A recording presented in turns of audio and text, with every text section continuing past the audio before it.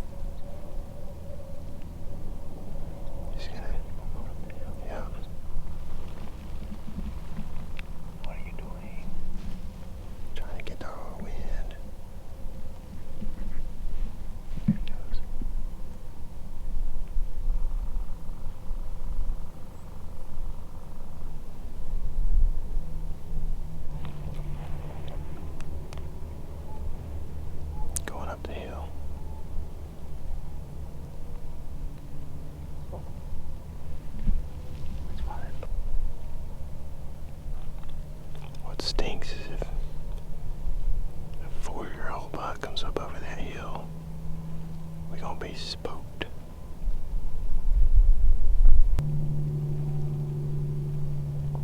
Drainage.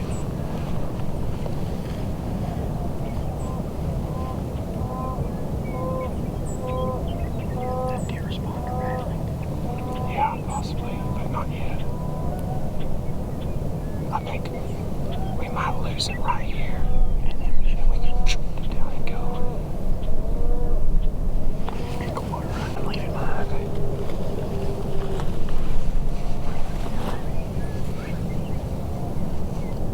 He's kind of looking at us. He's taking our road. He's definitely headed. Is he headed to the other tree? Just jumped across the fence. He's officially on our road. Should we go up there and call him? He's tired, but he's heavy. He's a great buck, dude. If you don't shoot him, I'm gonna shoot him. Oh, I'm pretty gonna smoke him. Unless you just want to go. No. Okay, we're starting to lose it a little bit here. He's gone.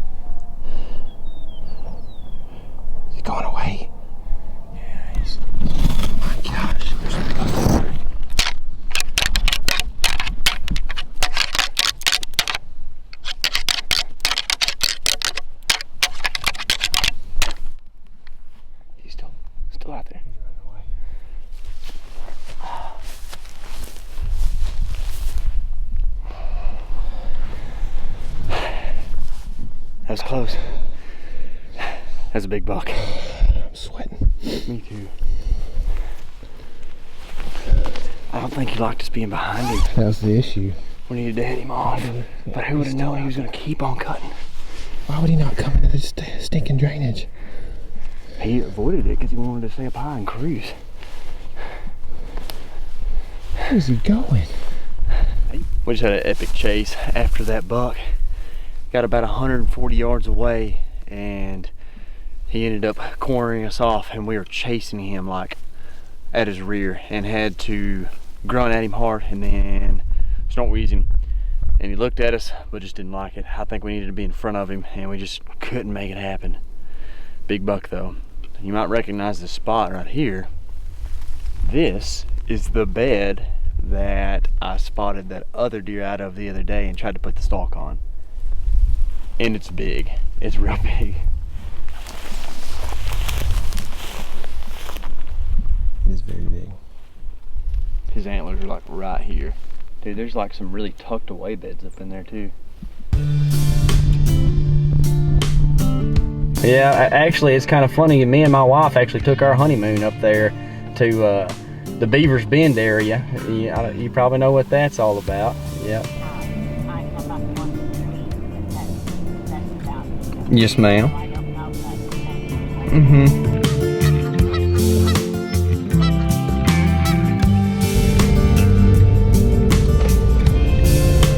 Might be good. That means all the wheat's to the north right here.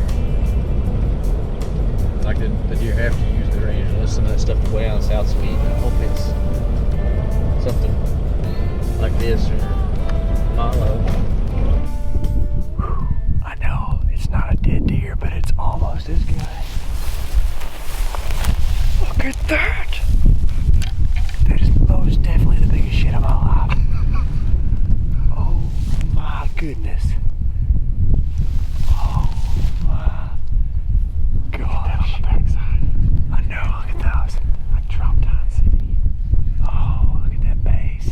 Okay, can I have a chance to look for the other side?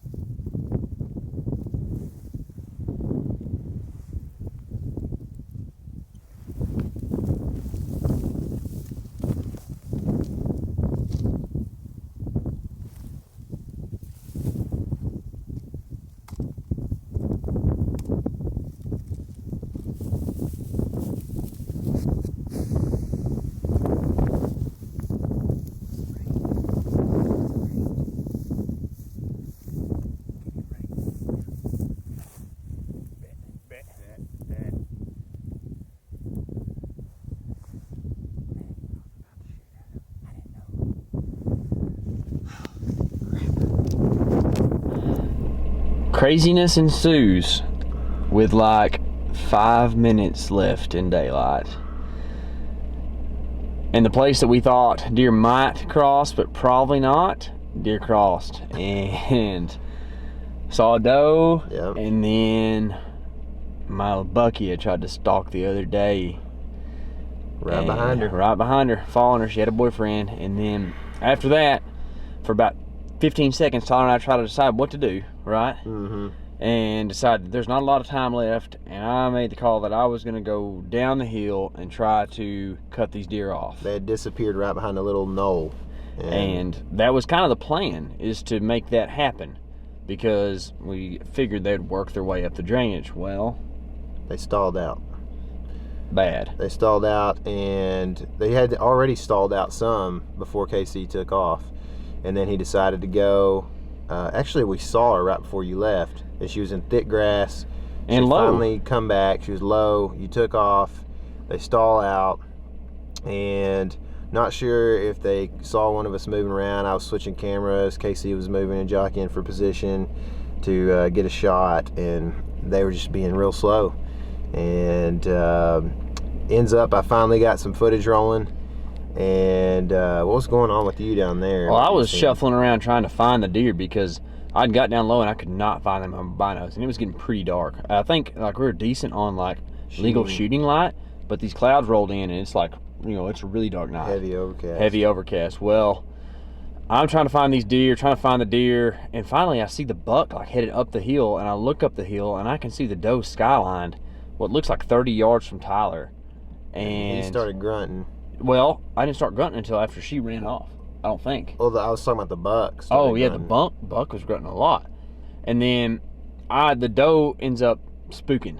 I thought she saw Tyler, but then after we thought about it, I think she was downwind of me because I'd worked down low enough for my wind was blowing up. Just slightly upwind of me. But when that happened, they both ran down the hill, and the buck stalled out the bottom, and the doe was gone. Like, he wasn't like super tied to her.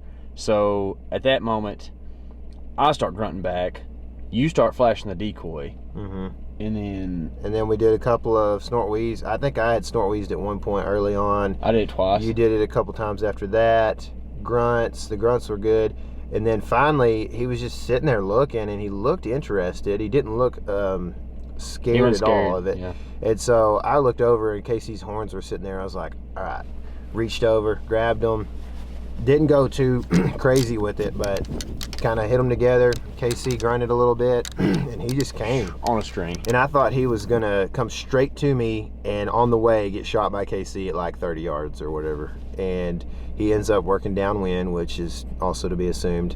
And I mean, I kept flashing the decoy, and he kept wanting to come at me, but he just kind of knew better. And ended up getting downwind. I was trying to knock an arrow and get a shot last minute, so I lost him in the camera. And he ended up skyline at like 35 yards. It would have been perfect. We were still in shooting light. And at the same time, I had snuck up right behind Tyler, not really knowing that he had swapped over to shooter mode. And I was like, what's the range? What's the range? And he says, yeah. And I was like, what? And then the buck spooked. And then I realized he had an arrow out and was trying to shoot the deer. I was trying to shoot right over his shoulder and had lost my rangefinder on the crawl. So that wasn't very advantageous either. It just was too late is the whole thing. They came through too late and stalled out. Yeah, we tried to do like 20 minutes worth of stuff in 5. It just wasn't working. It wasn't happening. But fun night, stressful night. It's funny how those two things can happen at the same time and how often that happens in whitetail. But we were also really worried that nothing was going to happen. Yeah. Like we were thinking, man, we are dumb setting up this close to the road. And it was, I mean, we made the right call. It just didn't quite happen. So no, oh well. Anyway, we got some decent footage of it, and we'll be back after them tomorrow. I do not like letting them see the decoy and then moving in on them. Yeah. That's always my last resort. Okay, so if they've seen the decoy, stationary is the way to go.